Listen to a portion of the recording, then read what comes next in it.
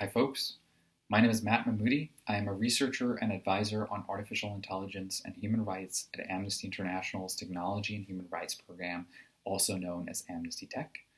My background is in critical race and digital studies, so before joining Amnesty, I spent most of my time investigating technological marginalization of migrant populations in so-called smart cities. So my work has tended to be at the intersection of, on the one hand, activist scholarship, and on the other hand, research and advocacy. And having this division allows me to both cover the big picture thinking about structures of inequality, to participate in and understand how grassroots organizations can effectively resist these structures. And these structures, for me at least, mean racial capitalism, that is a system of production that relies on racial exploitation for profit, and how it manifests today in technology terms, whilst at the same time being plugged into spaces of governance where pressure, lobbying, and legislative challenges can help advance human rights checks and balances on adverse and violent technology systems. So why am I in this space today? We live in an interesting moment in which there is a rapid uptake of problematic and harmful technologies, which of course we've seen for quite some years, especially in the aftermath of what was seen as a, at least Western crisis in the form of the war on terror coming out of the post 9/11 moment, but also even more so during health emergencies and the COVID-19 pandemic. And we've seen it in the form of the AI systems applied to socioeconomic interventions under cost efficiency rationales, which end up harming the already marginalized, right over to the racially targeted use of predictive policing in the criminal justice system to preempt criminality, or even the increased deployments of biometric surveillance, such as facial recognition, especially during the COVID-19 pandemic. But the legislative checks and balances on these interventions have not kept the pace. Encouragingly, however, we have a mature and ever-active community of activists, community organizers, who have been resisting problematic and violent technology deployments for years and years and at various levels. And what that tells me is that no matter where we are, power can be challenged, even if our worlds have to be made rather small to do it. So a few examples of this. We've developed a slightly more acute sense of individual privacy, for example, in the early days of the Snowden revelations, right? So from our individual uses of personal tech devices, or even, say, personal assistants in our homes and how they double as surveillance systems, our sense of individual privacy and our willingness to claim it has increased and become a mainstream part of our vernacular when we talk about tech. But also in terms of community notions of privacy, right? So, and not just privacy, but data justice. So, for example, the No Tech for ICE movement in the United States, of course, was organized by lots of university students who sought to effectively curb U.S. Immigration Customs Enforcement's ability to find, detain, and deport immigrants in the United States. And they did so by trying to cut off the ties between their universities and the technology corporations that were either hiring from their universities or who had contracts in other ways, for example, by way of research. And these were tech companies that, of course, had large contracts with U.S. Immigration Customs Enforcement. We've also seen it with No Tech for Tyrants here in the United Kingdom, where there's been an effort to have students pledge not to work for Google in the aftermath of Temnit Gebru having been fired. Google being a company that already has few, if any, checks and balances on their products that turn out to be harmful, especially for already targeted, surveilled, and marginalized communities. And Timnit Gebru and Margaret Mitchell, who led up the ethics team, were of course one of the sort of last barriers towards those deployments. We've also seen it in the form of the Fuck the Algorithm protests on the streets against the A-levels fiasco in the United Kingdom, where the tech narrative was also being used as sort of a vignette for talking about justice in the education system and how certain people are more privileged than others and how that is reflected by the algorithm.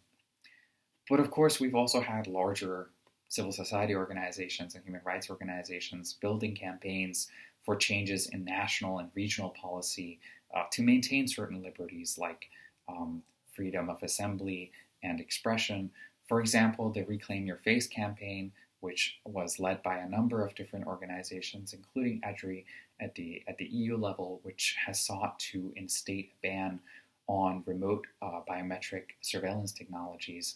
And it's done this through a European citizen initiative where Europeans can effectively go in and sign that they would like this ban to be in place. And upon reaching a threshold of, I believe it's 5 million citizens, the proposal would be discussed at the European level.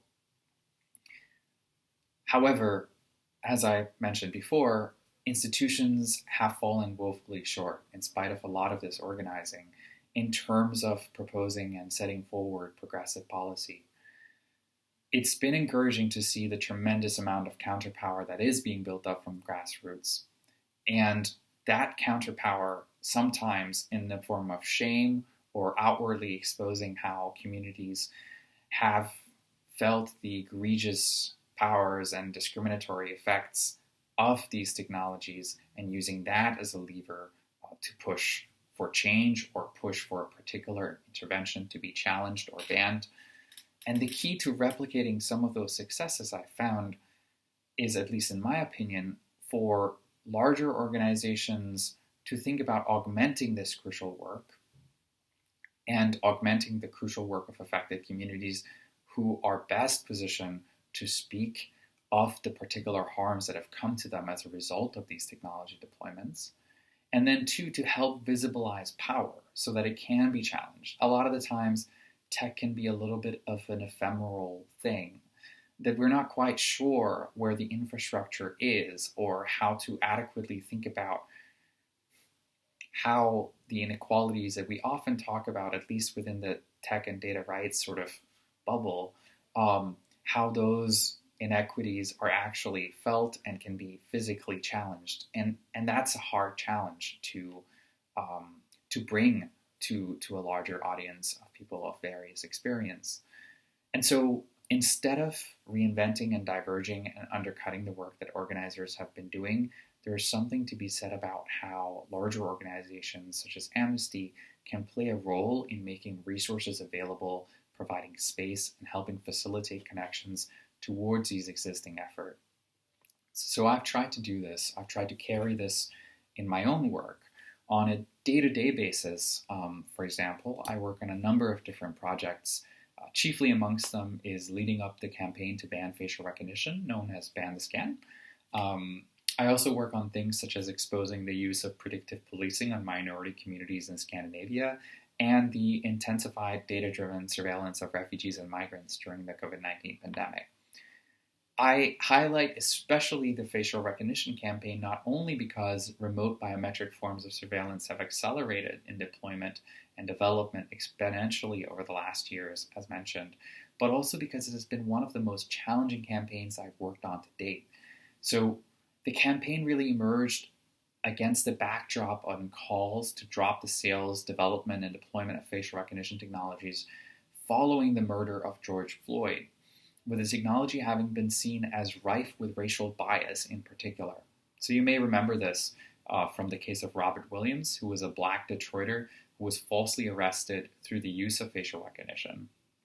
Side note about facial recognition, while the technology's rate of inaccuracy or false positive among Black people ranges anywhere between 30 to 60 or even 90%, depending on what study you're looking at, this is hardly the only reason that the technology is problematic, right? So say the technology was 100% accurate, it still stands to power existing discriminatory policing practices with the technology of mass surveillance. And mass surveillance, as we know, is incompatible with many of the rights we enjoy on a daily basis. For example, our right to privacy, to protest, freedom of assembly, our right to equality and non-discrimination.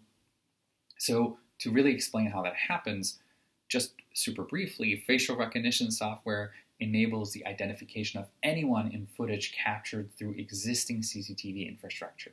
So you really don't even need particular devices built with facial recognition in mind.